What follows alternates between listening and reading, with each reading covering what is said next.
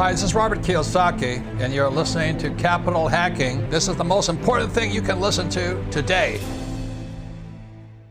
He's the one. I have a dream. With great power comes great responsibility. I could do this all day. This is it. Don't get scared now. They may take our lives, but they'll never take our freedom. Cinderella story out of nowhere. It's in the hole. That the only thing we have to fear is fear itself. Capital Hacking begins in 3, 2,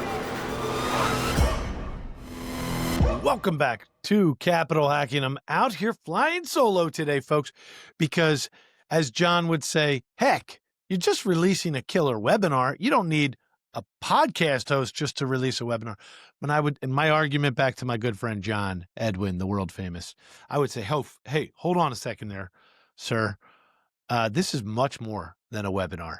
This is a report on what's going on in the world of direct real estate investing today. So we took a moment the other night, met with a lot of our investors, met with our enormous community at Accountable Equity. We sent it out to thousands of people, and we said, hey, who wants to jump on a webinar and learn why you and I are being inundated right now on LinkedIn, on Facebook, on Twitter? I'm not a Twitter guy. I shouldn't say I'm not on it, but I know it's there. But Instagram and Facebook are pounding you with stop investing in Airbnb, start investing in boutique hotels. So I said, wait a second. This is a little bizarre here. I used to be the only person on the internet saying, why don't you invest in boutique hotels, or I would call them resorts? And then I just scraped the surface, and I found several of my friends who are wonderful investors are out there talking about investing in hotels rather than investing in multifamily or Airbnb. So I said, wait, let's dig in and see where we agree with these wonderful people and where we might disagree and or have more to contribute.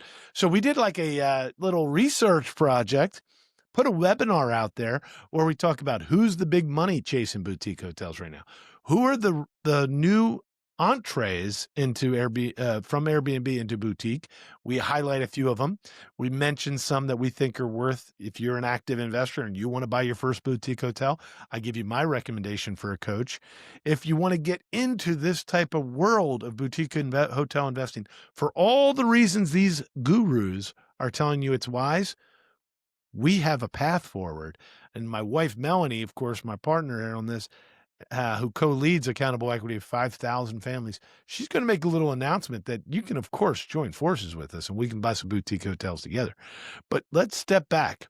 I do a deep dive in this webinar on an article that you can look up yourself right now on LinkedIn about what is going on in the world of even Blackstone and all the biggest capital groups and why they're trying to build and replicate businesses that look, honestly, they look a lot like Viva May and Accountable Equity.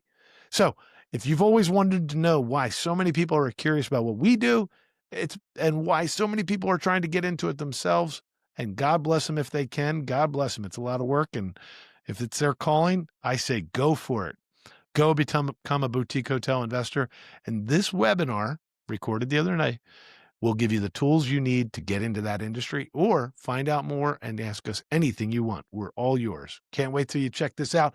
By the way, let us know whether you like this little webinar turned into a podcast. Enjoy. Welcome to a really exciting, this is not a podcast, this is actually a webinar. So we're going to go into something that's been trending right now online, and that is boutique hotel investing. And I just thought it would be worthwhile to share my thoughts and our reflections on why this is such a growing trend right now online. I've seen all kinds of great content about it. As a matter of fact, some of my friends are even putting out great content about it. So I wanted to share what I saw. I broke it into 4 parts. I said, why do you think boutique hotel investing is trending? I'll share my thoughts. How about what makes it popular and powerful? Then let's talk about where the smart money is going and who is investing and how can you maximize your boutique hotel investing if it's something important to you. For those I have not yet met, my name is Josh McCallen. Grateful to serve at Accountable Equity as the CEO and also one of the partner investors, just like hundreds of other families.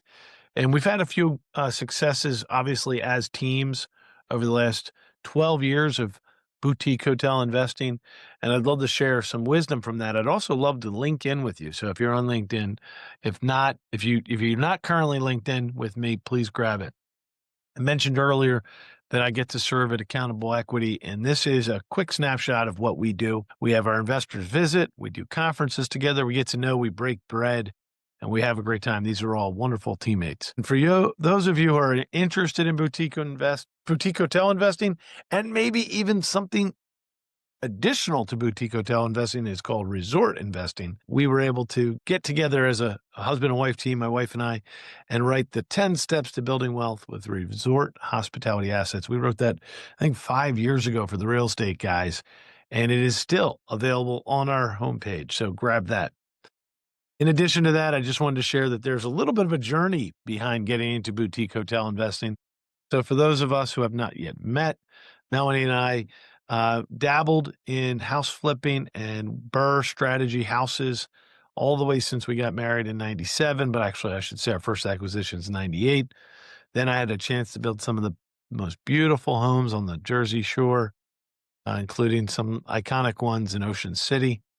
And from that relationship, I was able to help begin the great trajectory of a wonderful resort business called Icona, and serve as president and partner at Icona before leaving to take on the beautiful life's mission of Viva May. Now, Viva May is the name of our hospitality brand with all these wonderful people involved. And it started with this great property, Renault Winery. If you haven't had a chance to visit it, it's outside of Atlantic City in New Jersey. It's I consider it the most historic winery in New Jersey in the country. We also have a beautiful property together with investors at Kent Island. We have an LBI National Golf Resort, and most recently a Bohemian Manor Farm Resort on the Chesapeake Bay. Hey guys, it's John Vroman, founder of Front Row Dads, and you're listening to Capital Hacking, the best investment you'll make today. Now, to get to the reason we wanted to gather and break bread with you over this webinar, I'm so happy to see one of my good friends, Blake Daly, on the internet all the time. The guy's got thousands of views talking about how to do boutique hotel investing. It's a little tricky to say that word on a webinar, but he's out there teaching boutique hotel investing. I'm so grateful to know the guy, and he's a good guy. I've recently come across a guy named Rich Summers who's teaching the same type of thing. And there was investor girl Britt, who we knew from the old Bigger Pockets days. These are 3 people that are out there teaching others how to actively get involved in boutique investing. And I thought, let's explore their thesis. Let's debate it, you and I, on this webinar. As a matter of fact, you can see Rich Summers there. Great story, really interesting guy. This is what he does. He buys like 8-room, 10-room motels and inns on the West Coast, and he makes money at doing it. And his basic thesis, which I agree with all these points, so it's worth drilling in, is so true. I remember in 2018 when we got involved in resorts. Actually, I got involved in 2012. Airbnb was a joke at the time in 2012. But during my time building resorts, every conference we went to, they talked about Airbnb and how it was taking away market share from hotels. And I think something else interesting happened with Airbnb. I'll tell you the positive for us hotel people. The negative back then was they were kind of right. It was eating away at that vacation traveler, and then it ended up expanding into all kinds of different sectors, Airbnb. But something radically bad has happened at Airbnb, and that is the rise of governments not wanting Airbnb to be sanctioned in their markets, especially near tourism destinations and cities. And the reason, it was part of the story of why housing exploded in value over the last 8 years and kind of got outpaced in purchase power of the middle-class family. So Airbnb is part of that. Plus, there's a big lobby from Marriott and Hilton to suppress Airbnb. So for that reason, and many others, many towns, including New York City, have banned Airbnb. Seller financing. Now, when we talk about Airbnb, what we're saying is if you own a hotel or even a boutique hotel, like 8, 10 rooms, you had a commercial license to rent rooms long before Airbnb was created. So buying one of those hotels today could be a tremendous leverage point since Airbnb is having trouble in those tough towns, those difficult towns. Seller financing, we can get into that, how we've used it actually, and I agree with that. That is available in this industry. And if you're an active investor and you really want to run a boutique hotel, it is true. There are 40 million baby boomers and 25% of the hotels are owned by those baby boomers at the level of sub $10 million. So these are quite small little inns or bed and breakfasts. That's what they're talking about, really. We wouldn't have called them boutique hotels 5 years ago. We would have called them inns. But they're falling under the category now. And this is true. You can cut a deal with those families. And then the natural progression from operations. So there's this whole community we all know over the last few years, like Blake, who taught families how to buy an Airbnb and operate it well and professionally. And that's why I like Blake.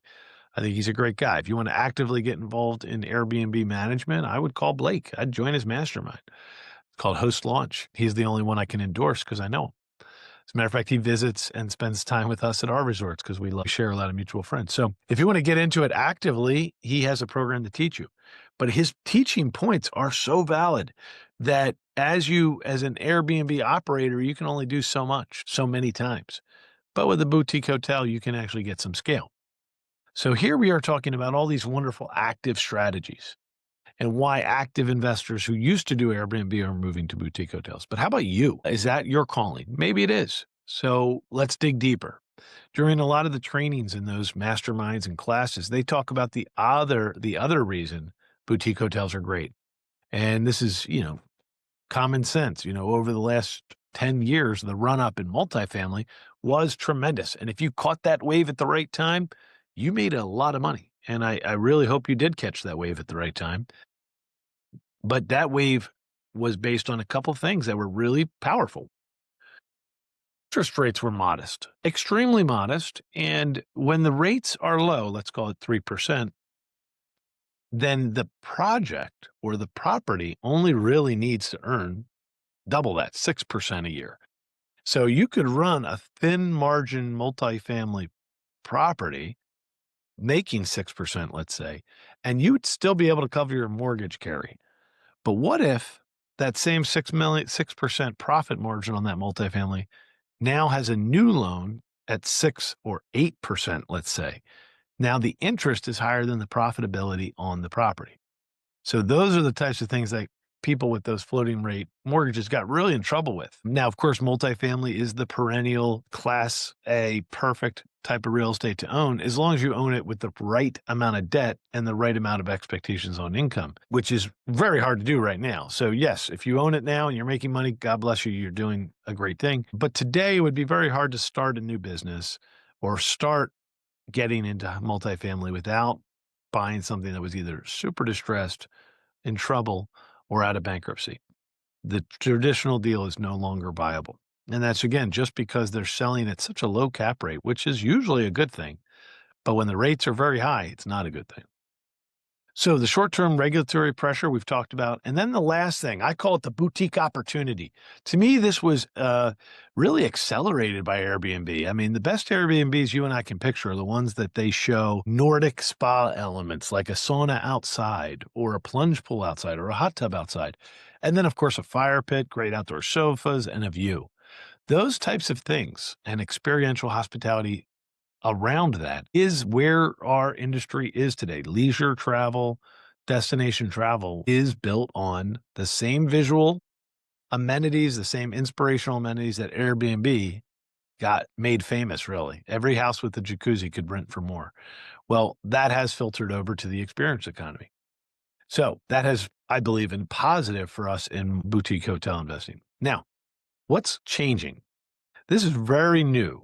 The change of big money wants to chase what we do, not the micro boutique hotel at $5 million, but the boutique hotel experience or even boutique resort or experiential resort. And KKR, Blackstone, what they call Saudi Arabia funds, and other private equity are starting to get into hospitality. But one of my favorite, I don't know this man yet, but if you do know Paul, the reason we put Paul Stanton up there, and if you know him, I'd love to meet him, please introduce us, is he's part of Thesis Driven. I consider this incredible thought leadership in the world of real estate and alternative investing, and try to follow all of his different articles he puts out on LinkedIn. I grabbed some of the excerpts of one of his most recent posts because here's an academic-minded, thoughtful analyst side talking about what we're talking about in the world of, let's call it experiential hospitality. And he's saying one of the most interesting facts that honestly, it's the first time I've read this now and doing this I've been in this industry of boutique hotels and resorts since early 2012. So we're in our 13th year following this. And I think what I like about what he's saying here, I highlighted just to make it easy on you and I. So he's pointing out that the real money in this experiential hospitality, which he agrees is part of the trend, he'll call campgrounds, he'll call glamping sites, he'll call experiential hospitality boutique hotels. He believes this is a booming or wonderful part of hotel investing today, or even any type of investing. But he goes a step further and really focuses on operationally rich hospitality. And so he talks about how Blackstone and Starwood, these leadership people from there, executives from there, are leaving their cushy uh, private equity capital raising jobs and actually joining into operating hospitality businesses so that they can create a platform. And what I love to see, I know the team at Accountable Equity, Bob Bolin and Scott and Phil Boja and Will Moisen and all the rest of us, and Katan, we love seeing that the goal is to create a portfolio of 4 to 5 conviction operational platforms and double down on winners. Hi, this is Melanie McCallen. Josh and I are just so grateful for the many investors who have already joined us at Accountable Equity. Accountable Equity is so much more than a capital group. It's really a community of accredited investors that want to learn and grow together. I just want to personally invite you, if you want to find out more about this type of investment and see if it's right for you and your family, please visit us at accountableequity.com. Hey, it's Hal Elrod, author of The Miracle Morning, and you're listening to Capital Hacking. Enjoy. So what he's getting at there is he's saying, look, these private equity shops are going out and doing what we're doing at Viva May, building it up to 4 or 5 units, and then they're going to double down and buy 15 more units. Very similar to a model we drew up in 2018. So it's nice to see the smart guys, in a sense, show us we might have been onto something in 2018. And then they're saying, these are the Blackstone people. They're actually becoming co-GPs. We kind of offer something like that to our limited partners where they get to actually be part of the operating company profits as well. So they sit alongside the operator and the GP, shaping capital strategy, structure, and growth. These are the gigantic private equity shops are joining operating companies like us. And the teams and systems, the property, they're adding money so teams like ours can add more staff and really, we'll call it expert teams. And so they want groups like us to develop our bench strength so that we can handle a 10x growth pattern over the next few years. So it's growth equity meets real estate with asymmetric upside, they say. But the last thing I thought was great, and the last 2 points, really interesting because, again, my friends who listened to Capital Hacking for years, these are going to sound like capital hacking points. But here they talk about the sweet spot is operationally intense, under institutionalized asset classes. I mean, this is our bread and butter in what we do and what these boutique hotel investors are doing. They're saying markets that are not currently absorbed into private equity really could have the chance of having a hockey stick growth in the near future. And they're a little too complicated for the mom and pop that just wants to buy one. And that's where scale comes in. Now, the last point that I thought was tremendous is in a world where real estate alpha comes from operations, this might be a new frontier. What are they talking about here? Changing values, value add, and truly, let's call it exponential growth comes from operations. And I just thought that was great because for years, we've been grateful to be on platforms and talk all about our businesses and how they have operators. We actually have staff. Ladies and gentlemen, unlike so many people, we actually have staff and we've said, no, that's good. It's good for the people that work with us. It's good to build great lives together, but it's also great leverage and creates a lot of alpha, as these fancy people say, or momentum and talent and capability. And because of that, capital alone isn't able to create value, quote, platforms create capital. So look, thank you so much, Paul Staten. That's what we've been preaching for years on capital hacking, that it takes the people, the human capital. So thank you. So I would say there's a little interesting upside here that I want to point out as we reflect on the modern trend of boutique hotels. A lot of times two things. One, a lot of these coaching programs are meant for you to go buy the hotel. And that would mean you'd need either $5 million of your own money or raise $5 million. And sometimes you can get that down to $2 million, $2.5 million. So you would need a sizable amount of money. You could go out and buy a boutique hotel. You'd have about 10 rooms, maybe 20 rooms. You'd invest 2 to 8 million, but you'd have some debt in there. You might not need more than 5 to 10, 15 people. You would just do it really like a complicated Airbnb. And you could get, I would say, primarily one revenue stream, rooms. And that is great. And God bless you, you can earn a living doing that. And I think it's great. They say limited F&B, but what they mean here is you might resell candy bars. I'm not sure that's called food and beverage. Hey everybody, it's Robert Helms, host of the Real Estate Guys radio program. And when you're not listening to our show, make sure you're tuned to Capital Hacking. You're going to dig it. But I will say that we have stumbled across something that not only fills our hearts and gives us purpose, but I think is tremendous for the teams we've put together. And that is the idea of overlaying revenue streams. And, our approach has a little bit more room count, though I wish we had more. But we also have scale that allows us to go get an operational expert in each industry, chefs, rooms, maintenance, construction, all the different components, including sales and marketing. But one of the things that's really great when you take the concept of experiential boutique, the fact that we are buying these without major institutional competition. So we're buying them, I think, at great prices, just like these people teach. But we're adding so many more revenue streams. And honestly, in many of these revenue streams, there are many millions of dollars per revenue stream. Transient rooms, $2 to $3 million. Weddings, social, can be $15 million of property. Corporate events can be $1 to $2 million property. Food and beverage can be $1 to $3 million of property. Amenity revenue like golf, of course, that can be $3 to $5 million of property. And then so many other events that we can co-create with our staff. So what I think is great is that we are here to argue that they have made a great point today in what I see in social media, all the influencers, and I feel good. I feel good that we were part of that trend before it was cool. I always say, isn't it fun to be cool before it was cool to be cool? And that puts us right where we are today with our community.